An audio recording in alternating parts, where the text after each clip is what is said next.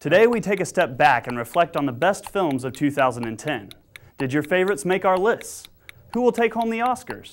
And what is the answer to the ultimate question of life, the universe, and everything? Find out all this and more right now on Movieology.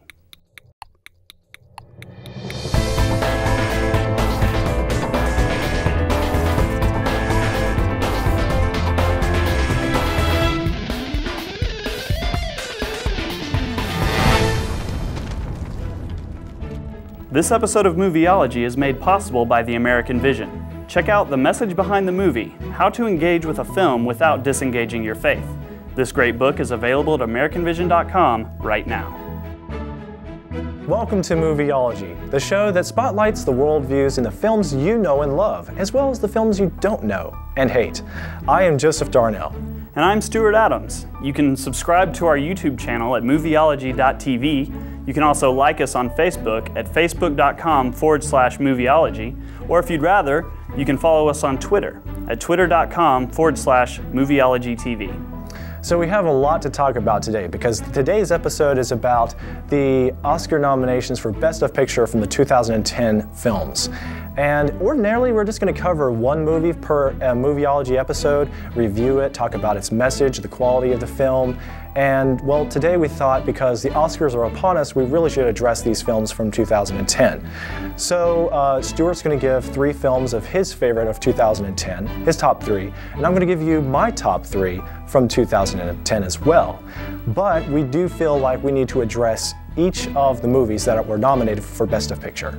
And if you have any questions about anything that happens on the show or anything that doesn't happen on the show, you can email us at info@movieology.tv and ask us any questions, give comments, give feedback. We love that.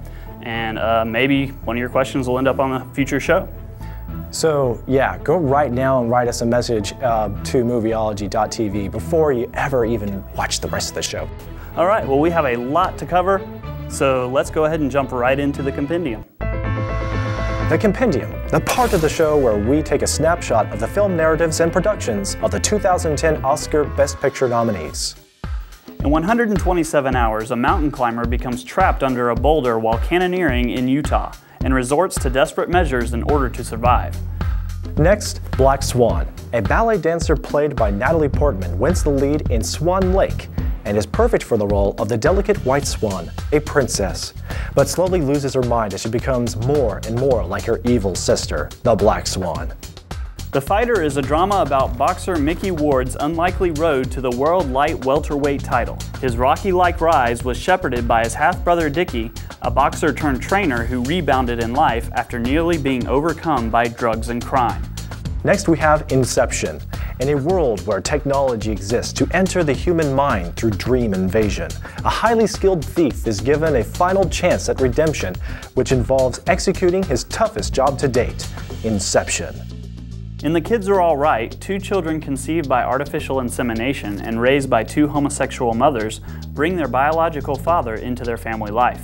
This film was not screened by Movieology. And then next, The King's Speech. The story of King George VI of Britain, his impromptu ascension to the throne, and the speech therapist who helped the unsure monarch become worthy of it. The Social Network is a chronicle of the founding of Facebook, the social networking website. The film follows the rise of Mark Zuckerberg as the youngest billionaire in history and the legal battles that resulted from Facebook's tremendous success. Toy Story 3. The toys are mistakenly delivered to a daycare center instead of the attic right before Andy leaves for college. And it's up to Woody to convince the other toys that they weren't abandoned and to return home. True Grit. A tough U.S. Marshal known as Rooster Cogburn helps a stubborn young woman track down her father's murderer. Based on a book by Charles Portis, True Grit is a retelling of the 1969 John Wayne film of the same name. And last, Winter's Bone. An unflinching Ozark mountain girl hacks through dangerous social terrain as she hunts down her drug-dealing father while trying to keep her family intact. So that's it for our movie summaries. Let's go ahead and move into the decoupage. This is the decoupage, where we'll engage the hype and spotlight the film's key moments to dissect the performances and worldviews at play. So Joe, first movie on the list, 127 hours. What's your take? Well, 127 Hours, I didn't have an interest in seeing it in theaters when it came out last year. I think it was November. And, well, the only reason I saw it was because it was nominated for Best Picture, and James Franco was nominated for Best Actor. It's an incredibly well-made movie, but honestly, I just didn't get into it. And I had took issue with some of the content-related sexual suggestive stuff, and, well, I wouldn't rate it highly. It's not on my top 3. Yeah, I mean, I understand that. It's not on my top 3 either, but I think that they did a good job executing the idea. One thing that is interesting about all these films that we're talking about is that 4 of the nominees for Best Picture were based on true stories, and this being one of them, which is kind of an interesting trend to see in the Oscars this year. But just the fact that I remember that news story, and I remember it coming out, and remembering how just insane it was to have this guy who gets trapped and then cuts off his own arm in order to survive. And the film, I think, really did a good job of showing you how it feels to be in that situation. And I really felt his sense of despair and his sense of loneliness. The one thing that they didn't point out in the film that I think was just absolutely crucial to the story was the spiritual aspect. They'd never really delved into what he was reaching out for, anything he had nobody with him to grasp. Right, because here he's faced with a life and death situation, and he's probably going to die. He doesn't figure on surviving for most of it. He's trying to find reason for living, really motivating himself to chop his arm off. And none of that involves eternity. None of that involves being ready to face the judgment. Yeah, surely he would have thought about it, but the movie doesn't regard it whatsoever. Yeah, but it is very disturbing in that it basically does show him cutting his arm off, and it does affect you in an emotional way, and that's what I liked about it. Not necessarily that it's a comfortable film or that it's a happy film, but... You liked it that they cut his arm off? Essentially, yes. Okay, glad we cleared that up. All right, so shall we move on to the next film? Okay, so yeah, we have The Black Swan, and the thing was, I didn't want to see that movie either. I found the idea intriguing because I like to see actors acting, like they're performing. There was another movie where a similar story was told. I think it was about a sort of a Shakespearean play actor who got engrossed too much into his part, it consumed him, and ultimately it destroyed him. He ended up killing people on stage, and I think he died himself due to being totally absorbed in his role.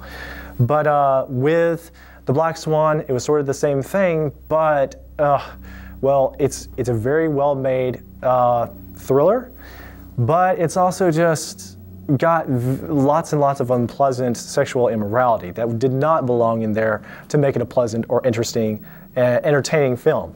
I think that they were just pushing the envelope, and a lot about Black Swan was about pushing the envelope. And but yeah, it doesn't deserve the Best Picture nomination. Very well made, but doesn't deserve a nomination. Wow, not even a nomination? Maybe Best Actress for Natalie Portman playing the part of both the White Swan and the Black Swan, but not Best Picture. Okay, now I haven't seen the film myself. Yeah. You went and saw it, but yeah, not even a nomination. Wow. No, not for Best of Picture. It was very well made, but it doesn't deserve that because there were some problems with the story structure I saw, and it was confusing, and I'll grant you that might be what a psychological thriller is going for, but no. Sorry. Okay, even considering that it is the Academy. Yes, yeah. Because here is a secular organization, you expect a movie that is being praised to be secular. Is it more than just the secularness of it? No, it really is that the film, as a thriller, does what a thriller needs to do, and it was consistent with that, but it's not something that will engage lots of the audience. It's going to engage the critics. It's not going to engage the audience, is what I guess I'm saying. Okay. Well, next we have The Fighter. Yeah, no, I didn't see that. You did. That's right. So, I heard that Christian Bale was very impressive. Yes, I'll actually be surprised if Christian Bale does not get the award for Best Supporting Actor. Mark Wahlberg's lead role, he also got a nomination for Best Actor, I believe, but Christian Bale really shined in the movie. It basically, The things that I have against the movie is that it's just very, very gritty. It's very dark. It's again, not a happy movie, which is very typical of your Oscar nominees. So there's not a happy ending? Well, there is a happy ending, and it actually is a great story of redemption, with Christian Bale's character being addicted to drugs and involved in all kinds of crime. But he basically turns from his evil ways at the end. And other than that, the film just contains an inordinate amount of foul language. And that, to me, distracted from the film. Yeah, I think that a story can be told well without having to go over the top of the language. And, grant you, they're talking about people from a rough life in the inner city, right? But, so maybe that was their excuse for it, making it realistic.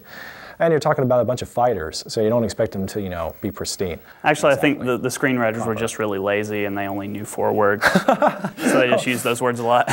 Okay, I see. All right, so then Inception, which everybody knows and loves, mostly. But yeah, Inception, wow.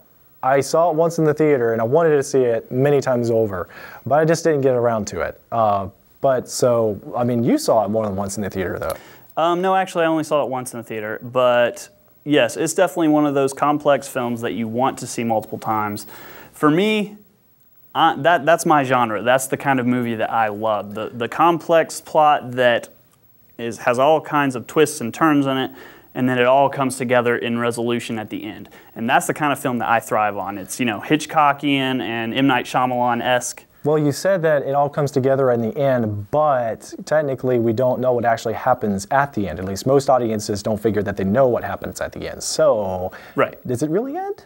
Do we really know what the conclusion is? Well, see, to me, that part of it is what makes it even more intriguing. The fact that this question is left in your mind of whether or not he's still in a dream or if he's actually in the real world. Right. I like Christopher Nolan's films, and I like it when he wraps things up, frankly. He didn't wrap things up with this film, and I think that has a striking appeal. So, well, yeah, we can talk about Inception all day long. That's one of the great things about it. That's why it's probably winning an Oscar. King's Speech. I loved it. King's Speech. Yeah, well, I'm sorry, I can't do an impersonation of the co-star, but the King's Speech was really awesome in that it seemed very historical, probably was very historical, given its sensitive nature to royalty. Fantastic performances.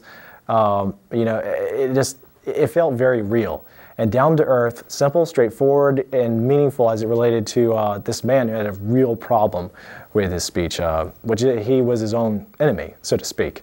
And they got into that, and I loved it. I just loved it too that they actually proposed the Christian worldview values when they talked about morality. The first king, the king that was in place at the beginning of the film, talked about morality. They dealt with the immorality of his brother, the other prince, and yeah, I really enjoyed the film, not though just for the fact that it had an engaging worldview, but it was a great story, and for the most part, clean. But you could talk about the acting was solid. What you're referring to is the scene that basically made the movie rated R. Really, that was it. Without this scene or these couple of scenes that tie directly together, it would be a PG film. It's just basically this long string of really bad language. But the thing is, without it, the movie isn't the same at all. It's very, I guess, I don't want to say it's necessary to the story, but it really is. Yeah. And the only other thing I want to say about The King's Speech is that it will be interesting if it wins the Best Picture award because it is a Holocaust film, and that's something that has kind of been a joke for a long time, is that if you want to win an Oscar, make a Holocaust film. Then there is The Social Network.